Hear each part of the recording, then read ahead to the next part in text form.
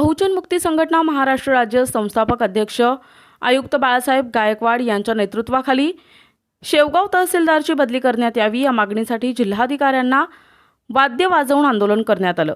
अहमदनगर शेवगाव येथील तहसीलदार सांगडे साहेब यांच्या कामकाजाची चौकशी होऊन त्यांची बदली करण्याकरता जिल्हाधिकारी कार्यालय अहमदनगरला जन आक्रोश आंदोलन करण्यात आलं। वाद्य वाजवून आणि जागरण गोंधळ करून आंदोलन करण्यात आलं। संघटनेच्या माध्यमातून निवेदन जिल्हाधिकारी यांना देण्यात आले आणि शेवगावचे तहसीलदार सांगडे साहेब हे भटक्या विमुक्त आदिवासी SC ST आणि OBC इत्यादी लोकांचे कोणतेही काम जाणीवपूर्वक करत नाहीत। कार्यकर्त्यांना उद्धट आणि उर्मट वागणूक देऊन उडवाउडवीची उत्तरं देऊन वाट लावतात।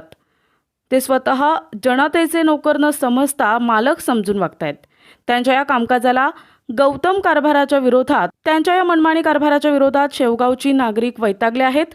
मनमानी कारभार सुरू असून आंधळं दळतंय आणि कुत्रपीठ खातंय अशी परिस्थिती कार्यालयीन सर्वच विभागात सुरू आहे। शासकीय कर्मचाऱ्यांजवळ बाहेरील खासगी व्यक्ती बसलेली असून त्यांना कोणत्याही प्रकारचं मानधन नसताना जनतेकडून पैसे घेतल्याशिवाय कामं केली जात नाहीत। पुरवठा खात्यामध्ये खासगी व्यक्ती बसवून रेशन कार्ड तयार करतायत।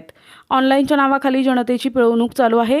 कार्यालयाचं कामकाज संपल्यानंतर सायंकाळी 5:30 ते 6 नंतर आर्थिक तडजोडी करून कामं केली जात आहेत। या सगळ्या गैरव्यवहारामुळे शेवगावच्या तहसीलदारांची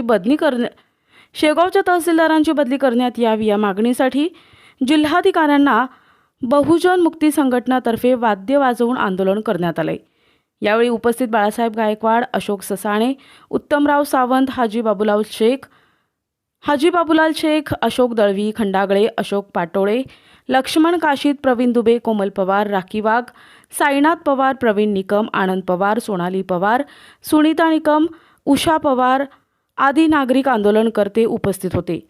नागरिक त्रस्त झालेत म्हणून बहुजन मुक्ती संघटनेतर्फे जिल्हाधिकाऱ्यांना निवेदन देण्यात आलंय।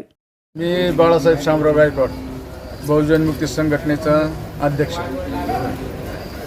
गेल्या डिसेंबरपासून शेवगावचे जे तहसीलदार आहेत प्रशांत सांगडे साहेब यांच्या गैरकारभाराची चौकशी व्हावी।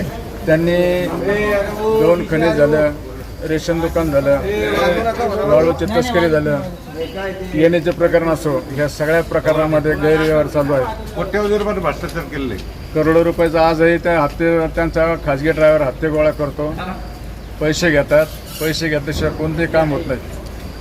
आम्ही वारंवार त्या ठिकाणी चक्रा मारल्यानंतर कार्यकर्त्याला अपमानास्पद उद्धट पद्धतीची वागणूक देतात। अतिशय गुरमट आणि नालायक माणूस आहे। माझं तर असं स्पष्ट म्हणणं आहे की त्याची उचल बांगडी त्या ठिकाणाहून झाली पाहिजे। गोरगरिबाच्या कामासाठी जर गेलो तर ते कार्यकर्त्याला एवढा आकडा भरून वाटा लावतात। 5:30-6च्या नंतर दरवाजा लावून त्यांचं तहसीलचं कामकाज सुरू होतं आणि रेशन दुकानाचे मी तुम्हाला फोटो वगैरे सगळे पाठवलेले आहेत। कलेक्टर साहेबांशी माझं बोलणं झालं। दुकानं दरवाजे बंद करून बाहेर एक माणूस राखण बसतो आणि आतमध्ये सगळ्यांचे कामकाज, कुपनाचं काम असो, जन्ममृत्यूची नोंद असो, कोणत्याही डिपार्टमेंटमध्ये। आता त्यांनी काय केलं, रेशन दुकानदारांना कुपनं देण्याचा नवीन शिरस्ता टाकला आहे। नावं कमी करायचे, नावं वाढवायचे, टाकायचे, नवीन कुपन द्यायचे, दुबार कुपन द्यायचे असले तर त्या ठिकाणी रेशन दुकानदार ते कुपनं नवीन आणून देतो। आमच्या शेवगाव तालुक्यामध्ये जवळजवळ 115 खेडी आहेत आणि 70 ते 80 रेशन दुकान आहेत। 80-70 रेशन दुकानदाराकडं दररोज नाही म्हणलं तरी हलक्या हाताने 10 ते 15 कुपन त्या ठिकाणी नवीन बनवण्याचे येतात। कमीत कमी 5,000 घेतल्याशिवाय ते नवीन कुपनाला हात लावत नाही आणि ते खाजगी माणसं तहसीलच्या दारामध्ये आता ऑफिसमध्ये बसून टेबलवर बसून नवीन कुपन तयार करून लोकांना पैसे घेतल्याशिवाय देत नाहीत। आणि हे हप्ता एका गावातून जर 10,000-15,000 तहसीलदाराला मिळत असेल तर 70-80 गावं आहेत। गोरगरिबाचा कल्याण आहे, वाटोळ झाल्याशिवाय राहते नाही। अनेक लोकांचे वाटोळ आहेत। त्या ठिकाणी थंब द्यायचं म्हणलं तरी ते थंबला सुद्धा अडवणूक करतात। अतिशय शैक्षणिक कामासाठी असो, वैद्यकीय कामासाठी असो, ह्या सगळ्या कामासाठी हा माणूस थंबसुद्धा देत नाही। आणि अनेक शैक्षणिक कामाचे विद्यार्थ्यांचे कामं खोळंबली आहेत।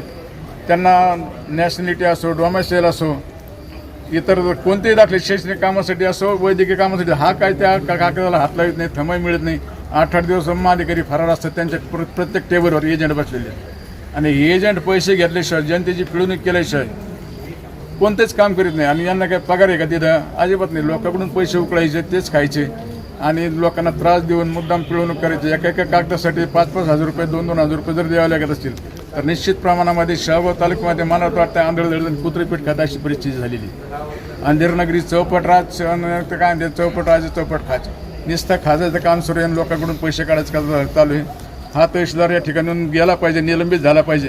तेव्हा याला घरी पाठवा. याला गोंदियाला गेलेला हेच परवडून हा गोंद येऊन आला आणि अतिशय उर्मट पद्धतीने ते कार्यकर्त्यांना वागणूक देतो. म्हणून या नालायक तहसीलदारला या ठिकाणून हाकलून दिलं पाहिजे. ही आमची संघटनेची प्रमुख मागणी आहे. धनवडे, शेवगाव तालुका वाडा समाजाध्यक्ष.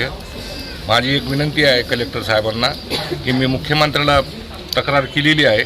शेवगावचे तहसीलदार जे आहेत प्रशांत सांगडे गोंदियाहून आलेले आहेत आणि त्यांना परत गोंदियाला का पाठवू नये असे जर कारभार करत असेल तर त्यांनी शासनाने याची दखल घेतली पाहिजे. आणि गौण खनिजच्या संदर्भात 31,46,40,000 रुपये दंड 4 महिन्यापूर्वी केलेले बिल्डरची अद्यापर्यंत त्याची पुढची कारवाई केली नाही. हे बिल्डरची मिली बघत असल्यामुळं कुठली कारवाई करूच शकत नाही.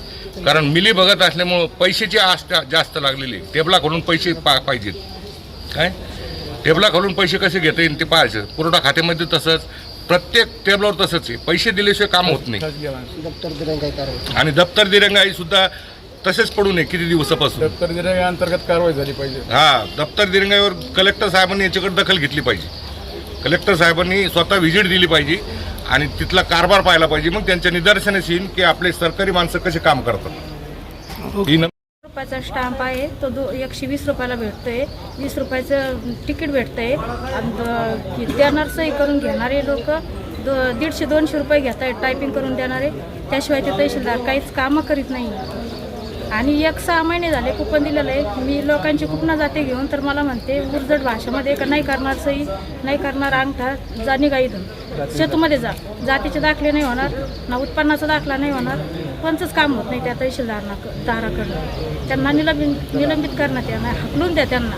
आमच्या तहसीलमध्ये ठेवू पण नका आणि काही अधिकार पण नाही शेवगावला राहण्यास त्यांचा.